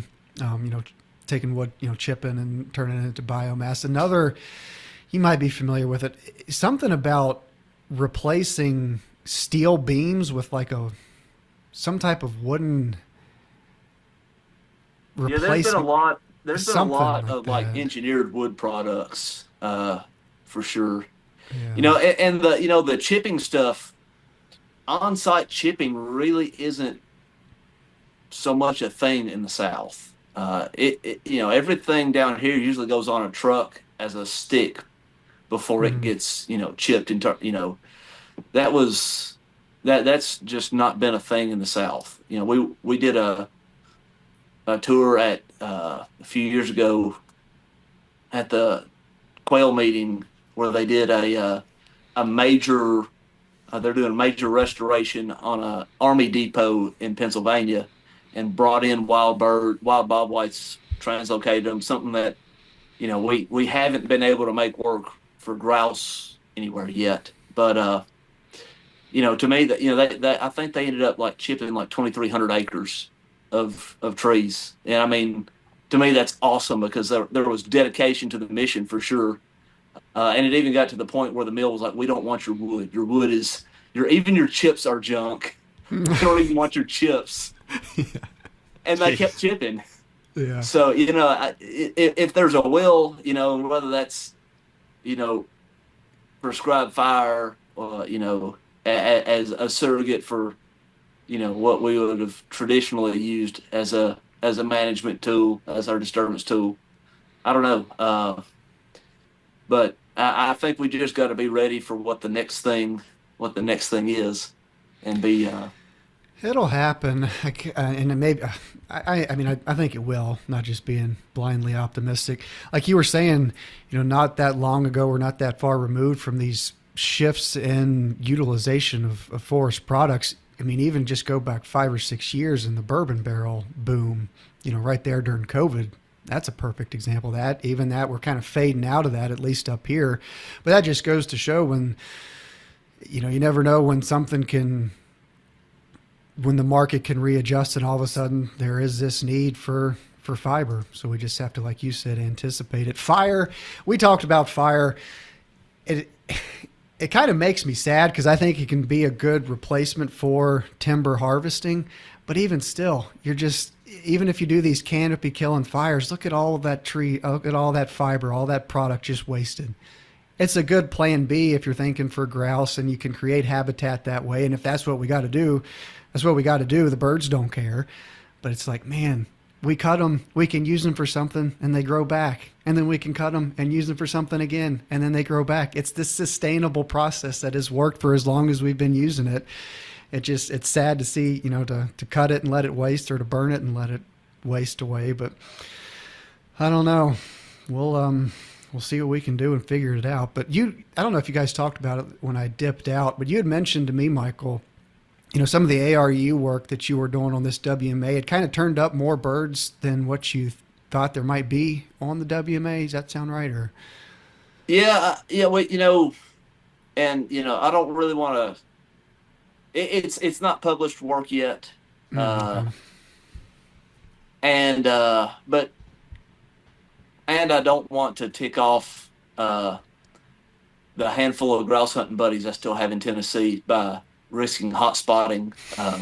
But yeah, we are hearing more birds out there, a whole lot more birds out there on ARUs, and I think we may have even had a couple of grouse kerfuffles break out over the same drumming log a couple of times. Cool. When we'd have what, at least you can only tell so much for the recording because you don't really get any. You've got volume as a surrogate for distance, and you don't really have any directionality from it. But you have multiple grouse suddenly drumming in relatively close proximity to each other, and you can kind of with what we know about some of the other galliforms, kind of start piecing together what we think might be going down amongst these males. So yeah, it's encouraging. I don't think we're to the point where we're talking about genetic bottlenecks, but we're definitely, I think hopefully, and I've from talking to some of the grouse hunters that stuck with it through the really tough times, kind of post West Nile, that they're starting to see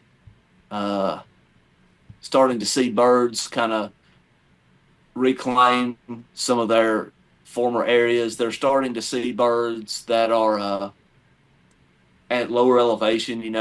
That 2,000 feet gets thrown around a lot as kind of the minimum, but I know several folks that are encountering birds 1,300, 1,500 feet in elevation. I've had several what I would consider reputable reports recently, and not huntable populations, but just encounters below 1,000 feet of elevation, and in counties that are far west of what I would consider where I would say we have grouse.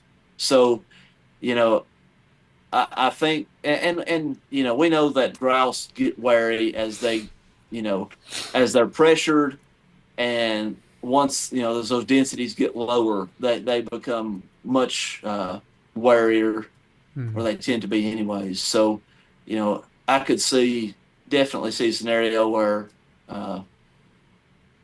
they slip by for years, and how many people even know what a grouse is anymore? Yeah. In a lot of these areas, if they don't own bird dogs, how many of them are going to know what a grouse is anyways? So I think there's potential for there to be, populations out there that we don't know about. That's, what we're trying to get at a lot with the ARU work. Obviously I can't spy on all the grouse Right. in the entire state. Yeah. But if we can find out where we do have them, and then use that to prioritize work. And also, something else I'm working on later this month is we're going to go around some of these areas where we know where we had birds, and we're going to walk through those stands, and we're going to say, all right, what do we see here that we don't see next door? Or what do we see here? What's unique about this stand that's different from the last mile that we drove through to get here? How do we make more of this? But also, how do we take what we have here and make it better? So, Yeah. trying to have some of those conversations in the field with our folks to just, to move that needle to, besides just trying to get the core information from that research that we're after, using that information to also inform some of the management that we're putting on the ground. I think we've gotta keep learning. Going back to what I mentioned at the beginning about uh, having to know something before you can love it.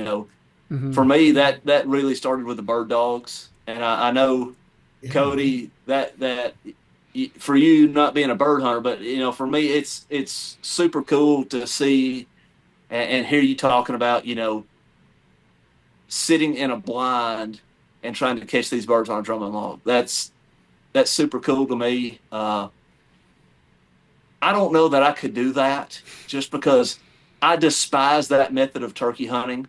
I've got a blind. Yeah. I own a blind. I own decoys. Yeah. They might make one appearance a year.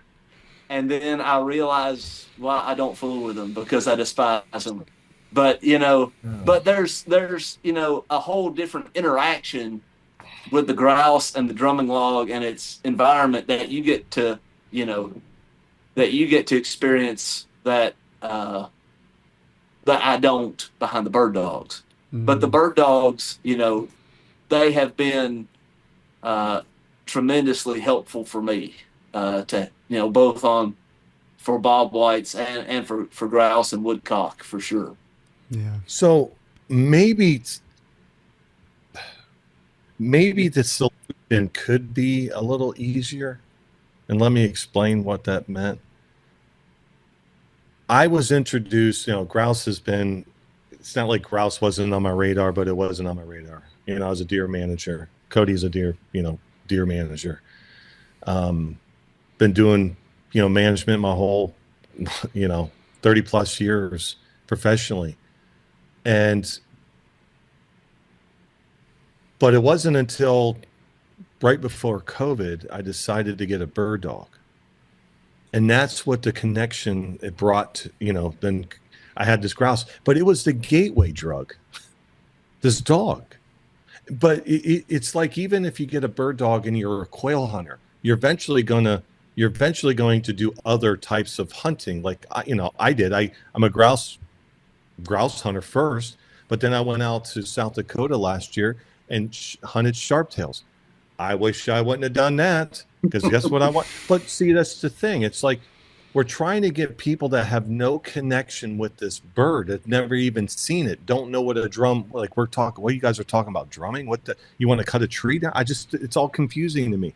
And it's like, maybe that's one way to build that connection is through that, and that's a very broad. I'm hearing myself talk, but like, how do you even accomplish that? Get somebody behind a dog on point. But every time, it's like, you ever take somebody out for the first time and they shoot like an AR, they're afraid and they pull the trigger and they look at you with those eyes like, this is the greatest thing I think I've ever done.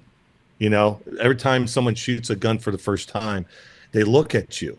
I've done it a million times. They shoot and they look at you like, oh, wow, this is not what I thought it was like. And when you see a dog on point, instead of flushing, when you see a dog on point, rock solid, it's overwhelming. You're ready to rock and roll. Like, what do I need to do to keep doing this? I mean, it's a long-winded thing, but man, how do we build connections so we can get some forest, ecosystems created? It might be as simple as a dog. I don't know. You know what I mean? I don't know. Maybe we're making it too complicated. I don't know. I think we've got to be, maybe a little bit more willing to share some of our covers.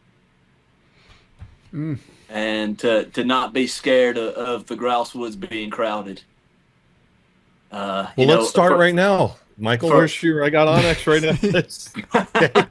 Yeah. Send me a pin, brother. Let's go. For us in the Southeast, one lesson, and I would say that it probably is a lesson that probably bears repeating for anybody that's managing game birds just about anywhere in North America right now. But for us, especially in the Southeast, we are not going to have quail or woodcock or grouse by accident or as a byproduct purely of how land is being used, because we're not using land in the same way that we used land when we had, it wasn't, in the early 90s, Tennessee was killing 15,000 grouse a year, which is nothing compared to, Michigan or Minnesota or, Wisconsin or Maine or some of these other states. But, that's substantial for a state that's at the very edge of range. And, now I would be surprised if it's, if it's more than 500 or 600 in a year statewide. We've got, I think, if we're going to be intentional about that management, if we're going to have a voice, and this is me taking my my state agency hat off and put my Blaze Orange hat on for a minute. If we're going to have a substantial enough voice to counter, because, about 5 years ago, we had a significant anti-forest management push in Tennessee on a couple of management areas that we're trying to actively manage for bobwhites. But if we're going to be able to counter that, and we're having to have conversations with state representatives or state senators, if it gets to that level, if it gets taken out of the hands of a state wildlife agency, for example, or if it's threatened to be taken out of the hands of a state wildlife agency, I would hope that I'm confident that my agency would do the right thing, and I would hope that we would all be confident in that. But at the same time, when it goes above them, all bets are off. And a lot of times at that point, it can very easily fall into, from a voter's perspective, what have you done for me lately? And I would hope that as an upland community, number one, that we're willing to have our voices heard, that we're not just completely disgusted with the process, and we're willing to speak up. And I would also hope that we're out there trying to make new converts, either with our bird dogs or otherwise,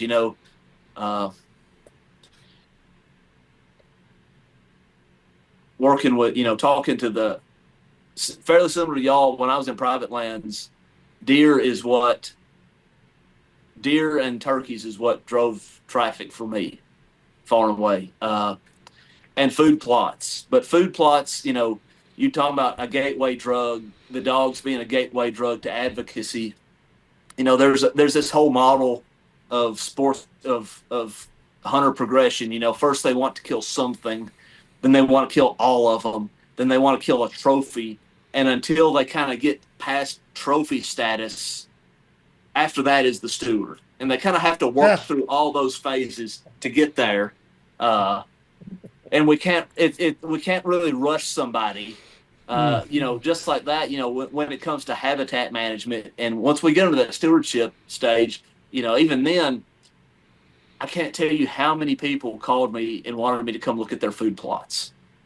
Just tell me what to plant in my food plot. And I would not tell them no. Because once I got out there, if I say yes to that, we go and look at the food plot. We're 30 minutes in. It's like, okay, you got me all the way out here. You came all the way out here. Let's talk about the other 95% of your property and what we can do with that. And that's when we really start trying to, as land managers, we look beyond those open acres. We start to really dig into what we can unlock the potential on a property, and whether it has grouse potential or not. I was on the Cumberland Plateau. The vast majority of the ground I was working with was very heavily forested, and a lot of it desperately needed attention. So if we were able to, get in the woods, if timber harvest was on their agenda, great. If not, we'd talk about the whole suite of things we could do besides that. But getting fire back in the woods, or getting fire in the woods for the first time, where it's ecologically appropriate, getting TSI, the good thing about TSI, hack and squirt is a very low cost point of entry to habitat management. If they're going to buy the tractor and the implements, I can probably talk them into a hatchet and a squirt bottle. Yeah. Now, the hatchet and the squirt bottle doesn't have an air conditioned cab, but once they start seeing light hit the ground and the plant community response, it was always kind of cool for me to be able to go onto a property and start showing a landowner that had that property 10 or 15 years, for example, things that they never knew about their property when we've been on there, 10 or 15 minutes. So that, the landowners out there, absolutely take advantage of your resource professionals. For the resource professionals and for the hunters in general, when that person corners, resource professionals in particular, I always dreaded getting cornered at the gas station because you never knew what that conversation was going to be. Right. But we don't get paid because it's necessarily a fun job to do every time. Sometimes we got to have those uncomfortable conversations. Sometimes it's just a random regulation question. And sometimes it's like, well, what are you doing for quail? What are you doing for grouse? When are you going to actually do something? Or it might be, why did you cut down, these woods that was my favorite spot to hunt? And none of those are necessarily fun conversations to have, but I think we all need to be prepared to answer them. Yeah. So, Michael, I don't know how much more time you have here. I'm sure you're working and stuff, but I'm riding out a thunderstorm right now. So there you go. Okay. We very much need the rain, and I'm glad to hear it outside. I know how y'all like to talk about the weather on this podcast. Man, he does listen to us. All right. So, we'll kind of, there's so much to talk to you about, and other people we have on. It's always we always want to dive deeper in it, and it just becomes a general conversation. But that just means we need to have you back on and talk about herbicide rates and all this other stuff, and how do you do this and that. Just another excuse to have you on. But here's a pretty broad question, and I try to ask it to certain people. I mean, what can, in your opinion, and be honest, I mean, it's kind of putting you on the spot here. What can Cody and I do to make your life better? How can we help you? Are we heading in the right direction? Is there something that we could do, like I said, to make your life easier? I mean, it's just a mixed bag. I don't want to, Cody's always talking, and he's absolutely right. We want to do meaningful stuff. We just don't want to do fluff. We've done that with the other project that we did with the Deer Hunter Project, We want to have meaning. We want to make sure that you can get your job done correctly and successfully. And we're still a grain of sand on the beach, but we have a lot of aspirations, and one of those things is trying to make state agencies successful. I mean, I know it's a kind of broad question and stuff like that, but or just keep doing what we're doing, advocating and trying to educate people. Is that maybe that's what we're supposed to keep doing? Well, I think we all have to find, what our role in this is, and as a two-man band, you're somewhat, you're limited, but at the same time, you also aren't encumbered by all the bureaucracy that state agencies can be encumbered by sometimes. So, your ability to advocate, to put up billboards, things like that, that's great. Giving a voice to the bird is great. Giving a voice to state agencies, to coordinators like me, to land managers that are trying to do the work and put it on the ground is great. A lot of times some of our frustrations, I made the comment the other day that, social media nowadays, it's for, keeping up with people that you don't want to bother to pick up the phone and call, and getting in arguments with strangers. That's basically all the function of social media is anymore. So, the fashionable thing to do, state agency makes just a completely innocuous, informative post, and 4011 people want to, sorry, I got somebody trying to beep in, trying to do this on the phone. Yeah. Gonna be a big thumb up there for a second. No, you're fine. But,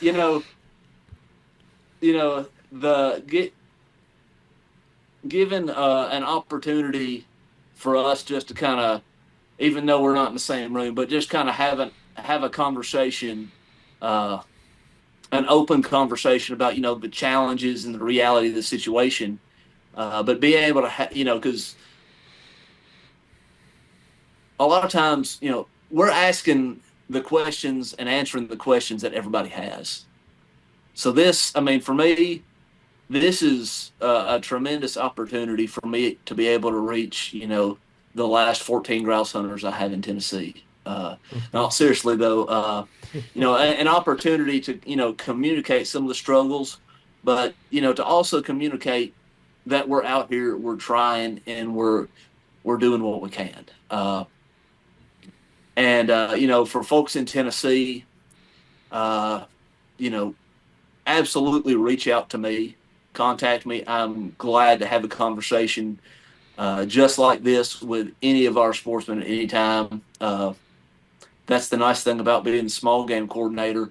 I don't have, 80,000 or, well, a whole lot more than, I don't have 80,000 angry turkey hunters that all think they can do it better. I don't have, 200,000 deer hunters that know they can do it better, all trying to ring my phone or blow up my email at the same time. And I can kind of take the time to really have, some of these more drawn out conversations with my constituents, with the folks that we're working with. And, in government, a lot of times we talk a lot about partnerships, and, one of the most important partnerships, when I'm doing private lands work, is NRCS. But the most important partnership that we work with is the partnership we have with each individual landowner. So, getting this as a tool to inform people, to help prime those conversations will be great. This as an opportunity to reach the hunting public at large. I professionally manage land, but I don't have hunting property of my own right now. So, being able to reach that, and that's a common situation. A lot of guys have a little bit of ground that they can work their dogs on, but they're not necessarily able to make that management leap of their own. for those, along with, what I see y'all's role as being an advocate for the bird, being an advocate for the resource, being an advocate for management, and, being vocal, being heard, being seen. It's important. A lot of our small game hunters in Tennessee, we have, and it's different in every state, but particularly in the Southeast, we have really long firearm seasons for deer. Our rifle season comes in the Saturday before Thanksgiving. Muzzleloader comes in 2 weeks before that, and a rifle season runs into the beginning of January. So if you're an upland game hunter, if you're running beagles for rabbits, if you're running feists or curves for squirrels, or if you're running GSPs, setters, whatever for upland, all of a sudden you're looking at some fairly limited time frames that you've got the woods to yourself. And I think one of the worst things that we can do as a small game community is try to hide from the deer hunters. Especially on public land, if we voluntarily take a back seat, it's really easy for us to be ignored and overlooked and to be kept in that back seat. We all have equal right to that's the great thing about public lands. As license holders, we all have equal right to that. And I would encourage our hunters, to be out there, be seen, talk to the other folks out there. Because I know bear hunters in particular, it's not just a Virginia thing. Bear hunters are a great asset to our Tennessee grouse hunters as well. Yeah. And as far as what this podcast role is, I know from talking to other podcasters that a lot of times, their worst numbers are when they, deviate from their normal topics and do conservation. So I just want to say, to you two guys, thank you for making this a mission, because you could probably build a much bigger, more popular podcast with anything besides grouse, except maybe woodcock. Truly. But I think it's an extremely important issue.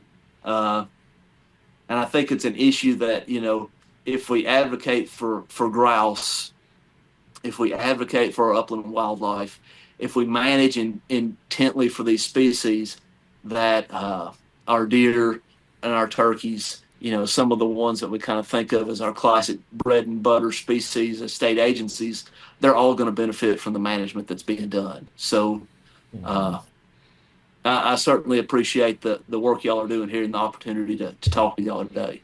Appreciate it. Every little bit makes a difference. I don't know if I've told you, Eric, we, and again, I say it a lot on this podcast, water cuts through rock, not by force, but through persistence. And that's been my approach to all this. And, you never know what's going to happen, what difference you're going to make. But he's a local guy, lives in Augusta County, just north of me. He's 26 years old, and he's going back to school to pursue a forestry degree because of our podcast. No way. I saw that on Instagram. I chatted him up yesterday, that's the coolest story. Is that going to help bring grouse? Is that going to increase grouse populations in Virginia? No, but that's a meaningful difference. Hell yeah. And I'm not bragging on me and Eric. It's who we are, not Eric and I doing this work, but without us or without Give for Grouse, this young man wouldn't have found that spark to pursue, a career in forestry, which we need more foresters. We need more people doing that. So all that to say, it sometimes might feel like needless or thankless work, or that you're just trudging through mud, but you never know what difference can be made. Michael, I keep telling Cody how we bring up the numbers is allow me to wear muscle shirts so we can let's bring the gun show.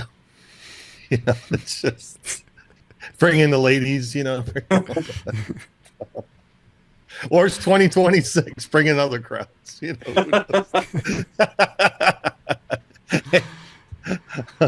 viewership is viewership. Oh man, I tell you, it's been a ride. It's been a ride. Thank you for the kind words, man. But one to wrap it last up, question. Yes. to wrap it up, Michael, if you've listened, you know what's coming. Your most meaningful experience with a ruffed grouse. What you got? So I didn't grow up in grouse country, and like a lot of other people, we ended up we got our first bird dogs. They were COVID dogs, so 2020, and I saw a grouse on my research plots when I was doing my master's work. So I originally was getting the Boykin for retrieving primarily, but got to talking to a few people and just, realized that, there was this whole other side of things upland wise that dog could be pretty well suited for. So, and this might not be the best approach to life, but a lot of times the way I like to approach new things is I like to just go in completely cold with no forethought and knowledge and as little planning as possible. So we got the Boykin, and we also, our setter, we got her basically at the same time. And we got her because my wife had just oohed and awed over our neighbor's setters. Big rhyming setters, big headed dogs, and just, I don't know what kind of dogs that, and just carried on about them. Turns out that they go north and grouse hunt every year, and they had a litter of puppies right before we were getting the Boykin. And so he called me and said, "Hey, I want you to take one of these dogs." And anybody that's, done the bird dog thing very long knows that, the only thing that about the worst possible idea is to get two puppies at the same time. But the only thing I decided that would be worse than having two puppies at the same time would be to have one puppy and a wife that realized that she could have had one of those beautiful setter dogs that she had been oohing and awing over, and I passed on it. So we ended up with two dogs, and in 2020, October of 21, we head north, and I booked a little Airbnb in the middle of nowhere, Michigan. And by the middle of nowhere, I mean, we were 30 minutes to a restaurant or a grocery store. I mean, that's what happens when you leave a hunter in charge of the accommodations. Yeah. They find a postage stamp of private in a sea of state forest. And we got in late, and, at one point on our way in, we have no service on the phone, so we're just trusting that the navigation gets us there, and nobody dare touch your phone and accidentally cancel out of the nav, or we're just we're sleeping in the truck. So we get up the next morning, and the plan is we're going to just run both dogs, then go to town, eat, grocery shop, whatever, and then hunt the rest of the day. So I get my Boykin out, and we get like 200 yards from the truck, and he flushes grouse. Now, keep in mind, I have seen one grouse. It was walking. I have never seen a grouse flush before. And I'm a wildlife professional. So this grouse flies up in the fork of the tree, and I'm sitting there where the grouse and the dog are staring at me like, "Are you going to do something or what?" You Arkansas that thing, didn't you? You Arkansas that thing, didn't you? So I'm staring at this thing, trying to, running through my Rolodex of what that could be that wouldn't be a grouse that could result in a wildlife violation on my first trigger pull of my grouse hunting career. My dog has never smelled a grouse before. There's no reason I should trust that he knows what that is. It's a boykin. It's a boykin, but he was right. It was a grouse, and it totally got Arkansas'd. Yes. I knew it. How could I be disappointed? How could I deprive my You don't have to dog explain it to me. of his first grouse flush? Yep. But so my setter that evening, man, she wanted to find the horizon, and the horizon is hard to find in the North Woods. And this went on, and we pulled over. The cover didn't look that great, but we looked around through this aspen cut, and we came back around to the road. We were walking the road back to the truck, and as we're walking back to the truck, the wind is blowing straight to the truck. Dog sees the truck. She's like, "Oh, that's water. Let's go to the truck." And she takes off the truck, gets about halfway there, and stops and starts trotting back to us. I'm not thinking anything of it. My wife's about 30 yards in front of me, and the dog stops in the road. We just assume that she's like waiting on us to catch up. Well, what we don't know is there's a grouse on the shoulder of the road.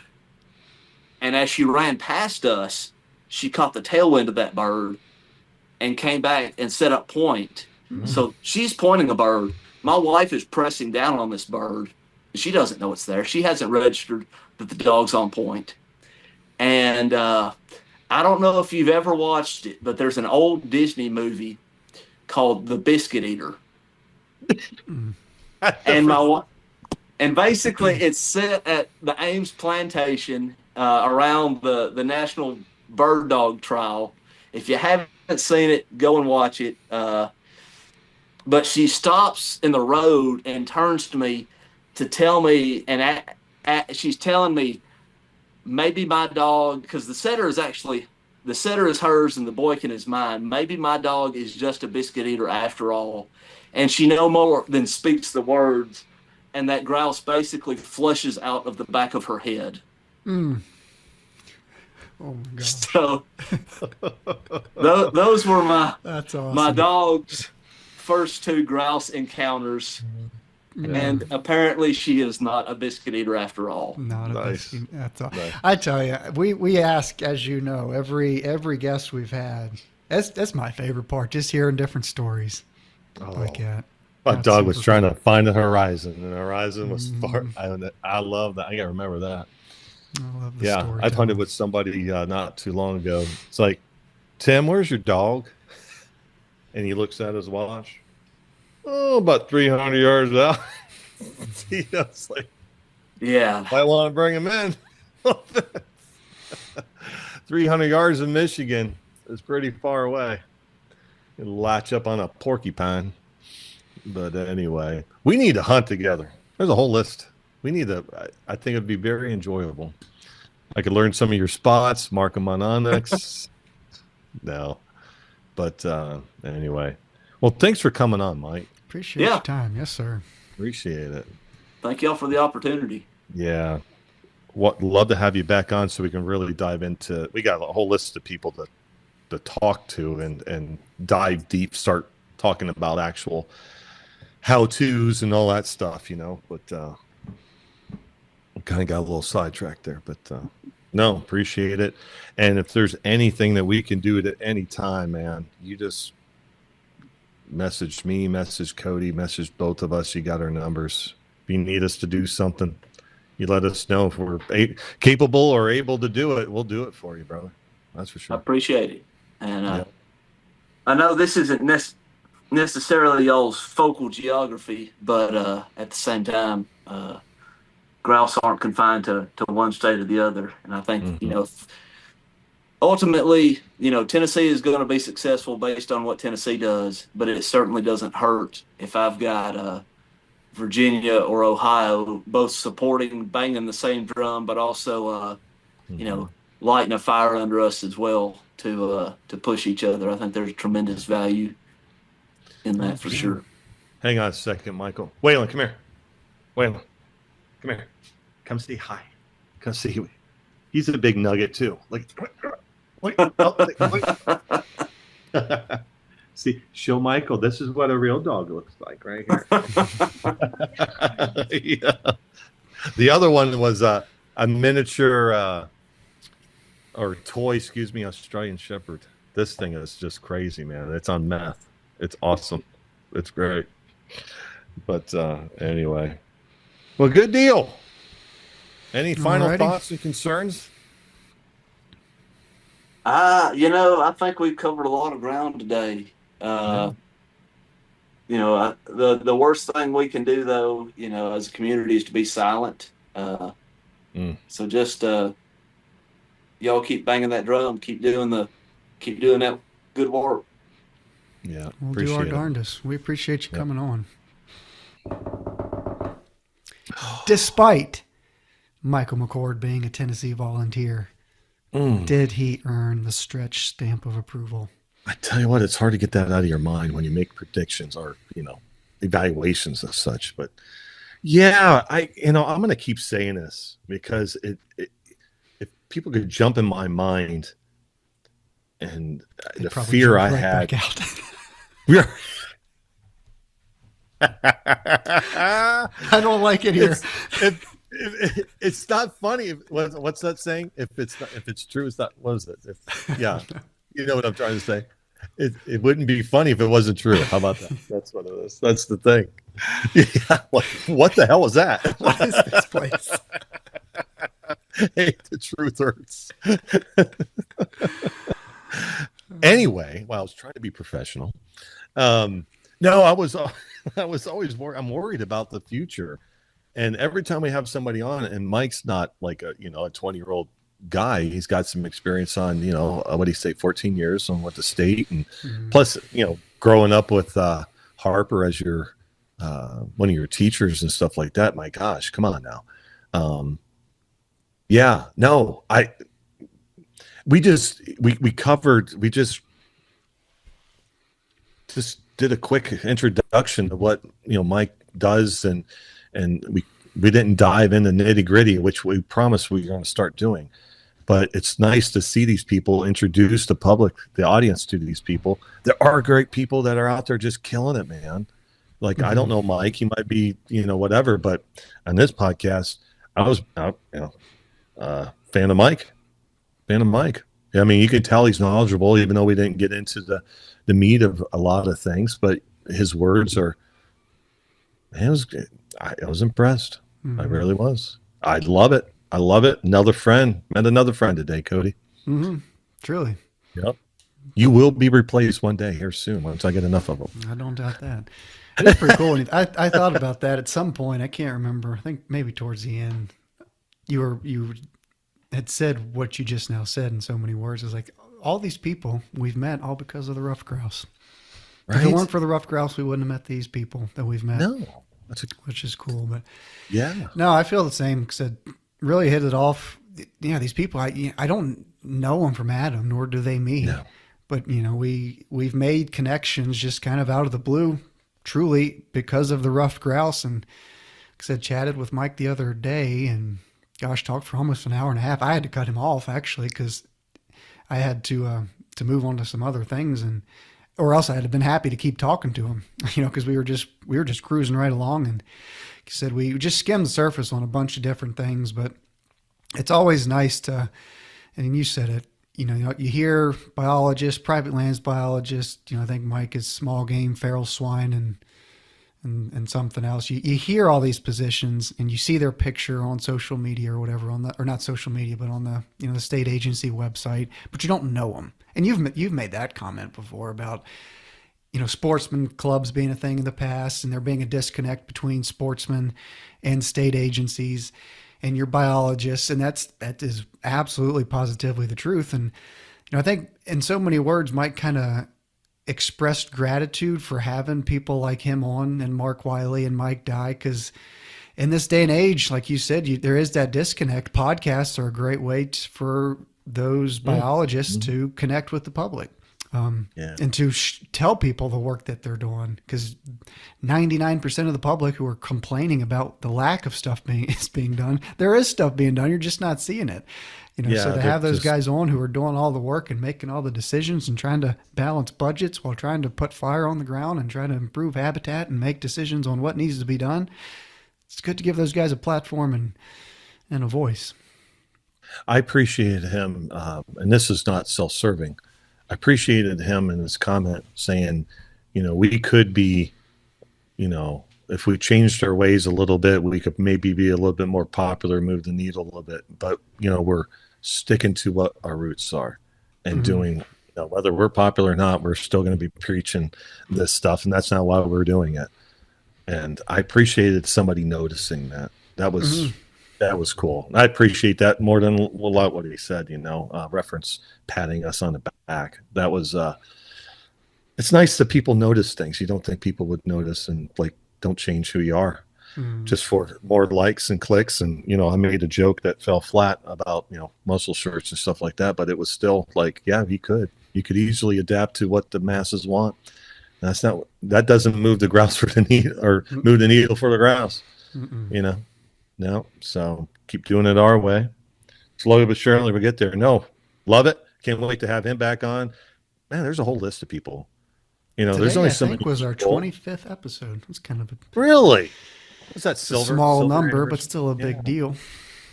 Right. Yeah. There's only so many people. There's a lot of people, because I would have thought we would have had 25. It's like, oh my gosh, how do you find people that fit what we're trying to do? But I'm really glad, even though I want to dive deep into the management stuff. I like how we're introducing a lot of these people to everybody. We're not overwhelming them or whatever, or boring them and stuff like that. We'll bore you later. How about that? But no, I like having conversations like this, and with Paige and Noah and stuff like that. It's just, we'll dive into deep once we figure out when we want to do that. But anyway, that's all I got. That's all I got too. Cody, appreciate you, my brother, and all the stuff that you do for us. And everybody, happy 5-star 4th of review. July. Happy Independence Day, Cody. Independence Day. It's 250. When this airs, it'll be after the fact, but we're Yes. wishing it to you retroactively. Yes. Hope you're still alive and have all 10 fingers. Right? At least 9.5. Don't slight something with your trigger finger. How about that? That way, when grouse, you can actually pull the trigger, not pull the trigger and miss it because you have half a finger. So there you go. My nub. But no, everybody, we have stickers. We have T-shirts. We mentioned the T-shirts real quick. $25 for the T-shirts, true to size. And then hoodies, $30. Go a size up. And thank everybody for listening to the Give for Grouse podcast. Thank you for supporting the Give for Grouse initiative. As Cody mentioned, we've got some content. We've got really cool content coming up, and it'll be out before this airs, but hopefully everybody enjoys it. It's a personal story, and I'll just leave it at that.